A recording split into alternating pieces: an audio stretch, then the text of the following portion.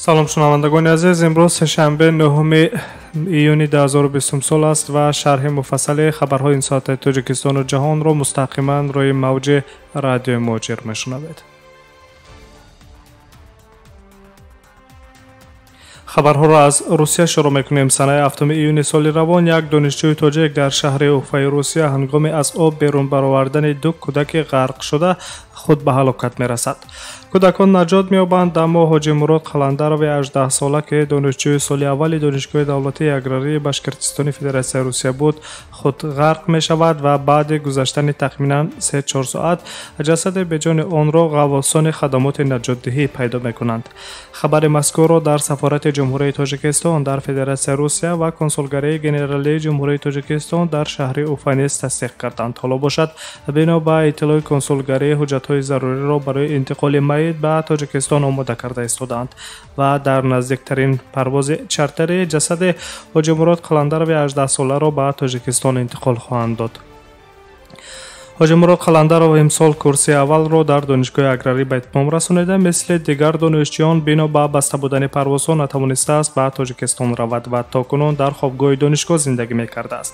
санаи 7 июни соли равон барои оббозӣ ба дарёи Бели ки аз қисмати шаҳри Уфа мегузарад, бо ҳамроҳи як дӯсташ меравад.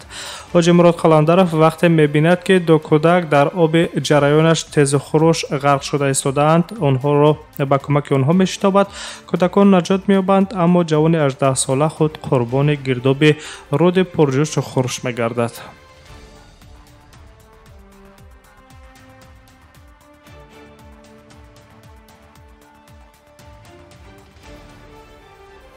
идомаи хабарҳои ин соата дар Москав мемонем ва хабарҳоро идома медиҳем. як гурӯҳи сарбозон ва афсарони вазорати мудофиаи Тоҷикистон дар паради солгарди ғалаба ки имсол 24 июн дар майдони сурхи Москав баргузор мешавад ширкат хоҳанд кард. иштироки сарбозон ва афсарони тоҷик дар майдони сурх аз намояндагони қувваҳои заминӣ, ҳавоӣ ва мудофиаи зиддиҳавоӣ қувваҳои мусаллаҳи ҷумҳурӣ иборат мебошанд. хотир расон мекунем ки Кремл ба таври расмӣ президенти ҷумҳурии Тоҷикистон Эмомалӣ Раҳмонро рушди низомӣ бахшида ба 75-солагии ғалаба дар ҷанги бузурги ватани Москав даъват кардааст. тамринҳои низомиён дар майдони сурхи Москав рӯзҳои 17 ва 18 ва тамриноти дастаҷамъии ниҳоӣ бошад рӯзи 20 июн ба нақша гирифта шудааст. дар гашти низомӣ ба ифтихори Иди ғалаба дар Москав имсол наздики 15 000 низомиён бо беш аз 200 адад техникаву лавозимоти ҷангӣ ширкат мекунанд.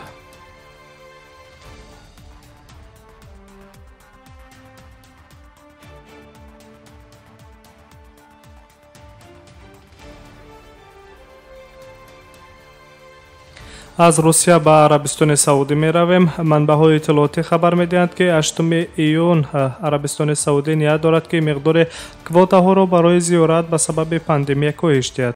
то имрӯз дар салтанати шоҳигарии арабистони саудӣ зиёда аз 100 000 нафар бо нишонаҳои вируси COVID-19 муайян гардиданд. шоҳигарии арабистони саудӣ дар моҳи марти соли ҷорӣ эълон дошт ки қабули ҳаҷро имсол боз медорад. дон манбаи огоҳ ба Reuters гуфтанд ки мақомоти салтанатӣ аллакай қабули шумораи маҳдуди зиёёнро ки ба меъёрҳои санитарӣ мувофиқанд гузаронидани ташхиси тибби шахсоне ба кишвар ворид шуда ва ҷорӣ кардани маҳдудиятҳои иштироки пиронсолон дар ҳаҷро баррасӣ мекунанд. инчунин мақомоти саудӣ умедворанд ки бо риояи ин талабот имсол онҳо метавонанд дархостҳои маросими ҳаҷро барои ҳар кишвар дар доираи 20% квотаҳои қаблан додашуда қонеъ кунанд. Reuters нависондааст ки ҳар се манбаъ қайд карданд ки баъзе аз аъзои ҳукумати саудӣ тарафдори баргузории сафари ҳаҷ имсол мебошанд. имсол ҳаҷ бояд аввали моҳи август баргузор шавад. мақомоти арабистони саудӣ ва вазорати умури ҳаҷи ин кишвар ҳанӯз дар ин робита ҳеҷ гуна шарҳи расмӣ ироа накардаанд. бекор ва маҳдуд сохтани сафари ҳаҷ ба иқтисодиёти арабистони саудӣ ки аз поин рафтани нархи нафт дар бозори ҷаҳонӣ ва буҳрони коронавирус зарар дидааст, зарбаи бештаре ба بار آورد. روز یکشنبه مقامات سعودی پروازهای بین المللی را به جده که حاجیان قبلا برای اجرای حج آمده بودند قطع کردند و بنابر افزایش حادثه‌های کرونا ویروس یک قطار محدودیت‌های دیگر سفر حج را نیز جاری کردند. طبق اصلاحات اقتصادی که ولیعهد عربستان سعودی محمد بن سلمان آغاز کرده است، تا سال 2030 شماره زیارت کنندگان برای ادای حج به 30 میلیون نفر میرسد و درآمد خدمت رسانی به حاجیان تا 13.5 میلیارد دلار افزایش خواهد یافت.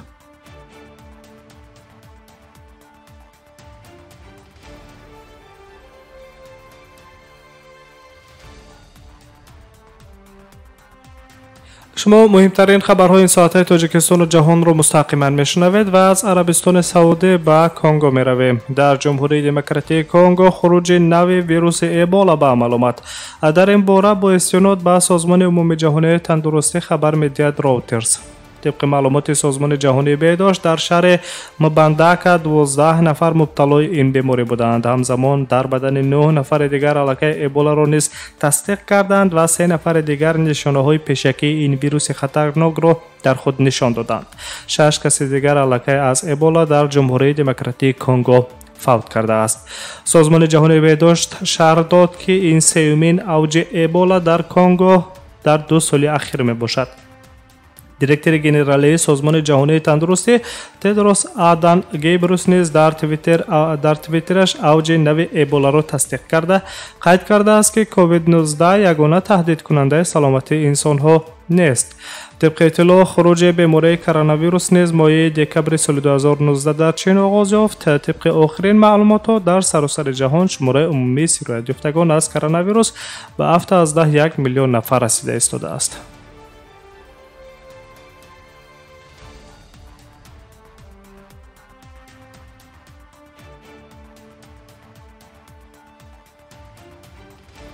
و همین گونه خبرهای روز را ادامه میدیم و نظر نیز به امریکا میکنیم. نمایندگان حزب دموکرات در کنگره ایالات متحده آمریکا تظاهرگران را دستگیری کردند که در 10 روز اخیر اصلاحات پلیس را طلب کردند. روز چهارشنبه 10 ایون با پیشنهاد دموکرات‌های کنگره آمریکا در پالات نمایندگان بررسی لایحه قانون با نام درباره عدالت و فعالیت پلیس آغاز خواهد شد.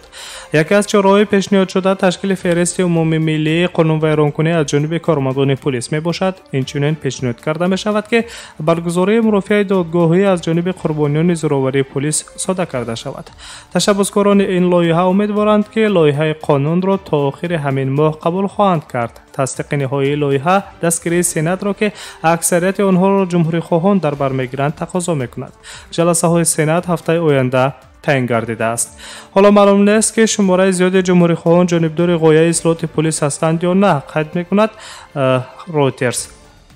کوین مککارتی رهبر جمهوری خواهان در مجلس نمایندگان اظهار اطمینان کرده است که هر دو جانب توان دریافت کردن قدرت مشترک را دارند. رهبران دموکرات‌ها از رهبر اکثریت سنا میچ مک‌کونل دعوت کردند که لایحه قانون را با آوازدهی سنا در آخر ماه ایول پیشنهاد کنند.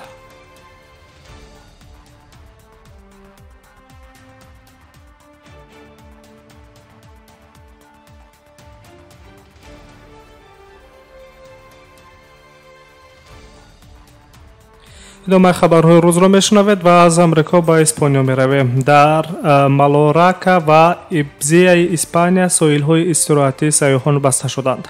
مقامات سبب یکباره بستن 2 ساحل کلان را در رعایت نکردن مسافه اجتماعی در میان سیاحان ربط دادند.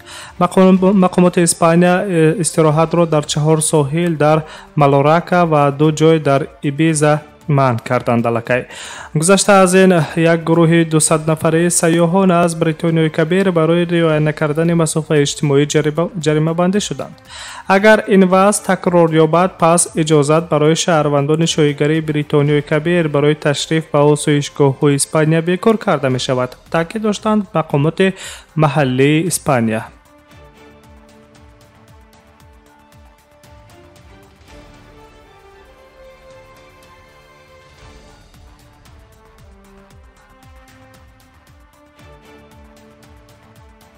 و در آخر یک خبر دیگر نیز داریم. برمیگردیم به امریکا. دادگاه منطقه هنپین کاونتی ایالت مینسوتا شتات متحده آمریکا با پلیس شهر مینیاپولیس استفاده همه گونه اصولهای نفسگیر را پس از حادثه مرگ سیاه‌پوست آمریکایی جورج فلوید منع کرد. پیشتر خبر داده شده بود که مقامات مینیاپولیس درباره منع استفاده این اصول روزگی دادند. دفتر حقوق انسان در مینیسوتا نیز این تشبث را دستگیری کرده است.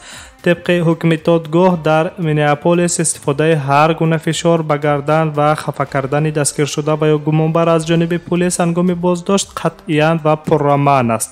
اگر از آن هر یک کارمند پلیس وظیفه دار است درباره همه گونه حالت‌های غیرقانونی قوی استفاده کرده هنگام بازداشت گزارش دهد. جزا در حالت بیعملی نسبت آن که در مورد استفاده غیرقانونی قوه از قرار سود برمی‌آید وزن خواهد بود. طوری که وکالتدار رعایت به حقوق انسانی ایالت مینیسوتا آمریکا ربکا لوسرو قید کرده است این قرار به تغییرات فوری بهبودی در حیات جامعه‌های محلی و خلیت‌های قومی آورده می‌رساند. گوبین نوبام گوبرناتور کالیفرنیا نیز قبلا دستور داده بود که تعلیم کورسانتان اکادمی پلیس را عاید بازداشت به طرز اصولهای خفه کردن و دیگر چاره‌های خطرناک به حیات و سلامتی انسان‌ها پوره و قطعاً منع کنند. پس از مرگ جورج فلوید سیاه‌پوست از دست پلیس اوج اعتراض‌ها و تظاهرات در زیاده از 180 شهرهای بزرگ ایالات متحده آمریکا فرو ریخت. به ترتیب‌ها و تظاهرات گسترده حتی در اطراف کاخ سفید در واشنگتن نیز طی چند روز به عمل آمد که ماموران محافظین کاخ پرزیدنت مجبور شدند برای سد روی تظاهرگران را گرفتن از گرد ملی استفاده کنند.